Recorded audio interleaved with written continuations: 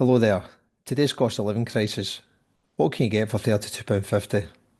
I discovered recently that if you go to the Glen Pavilion in Dunfermline on the right evening, you can get to see Sunstinger, the Amory Show, the Filthy Tongues, and the Skids, who are playing the last night of a short tour celebrating 45 years since the release of their Days in Europa album. It was a hometown gig for the Skids, so they were very much amongst friends. And by the time they took the stage, the other three bands had absolutely set the scene for them. It was already a very enjoyable night.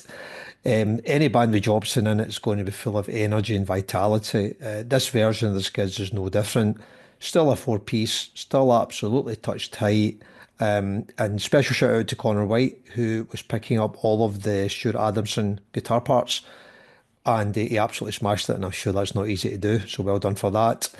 When you're playing some of the songs they're playing, Masquerade, Sets Are Coming, Into the Valley, Circus Games, Yankee Dollar, you're not going to go far wrong. And the crowd were loving it. They also liked the fact that Jobson was quite emotional. He went back and talked a bit about when the band used to rehearse at the Glen Pavilion around 1980, when they were going out to tour Days in Europa, and said that they were never better and never had as much fun as they had around that time. And off the back of that, he mentioned when they played, I think it was Masquerade, on Top of the Pops, and you had Jobson and Adamson go mental. And when the song finished, and they get chatted up by none other than Diana Ross, who was also performing on the show that night. So lots of really nice backstories, but in the here and now, the band were fantastic. They finished off with a couple of songs. One of them was very much an homage to their favourite band, The Clash, who they actually got to support a couple of times. And the first time they played with them, they played in an empty hall to nobody other than the members of The Clash because there was a mix-up and the stewards wouldn't let the crowd in. So he said I was pretty nervous, but it went well, and they then got subsequent tours with them. They played Complete Control, and it was fantastic. Really, really nice to hear that. And for the only time on the tour, I think they also played Albert Tatlock.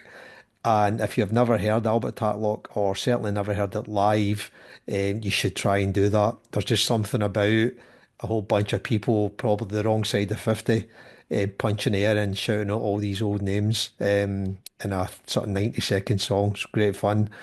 They finished with Arena, and they finished with that because Jobson says that although he's not sure he'll be here this time next year, which he will be, they are planning to tour around the Absolute Game, which was the next record they released.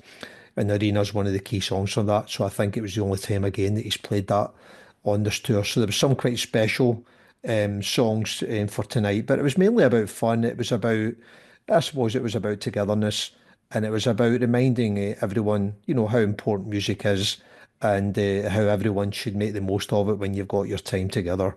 If you get the chance to see them next year playing the Absolute Game Tour, I would strongly encourage that. If nothing else, just to see Jobson dancing a mixture of Eric Morecambe and Sid Vicious.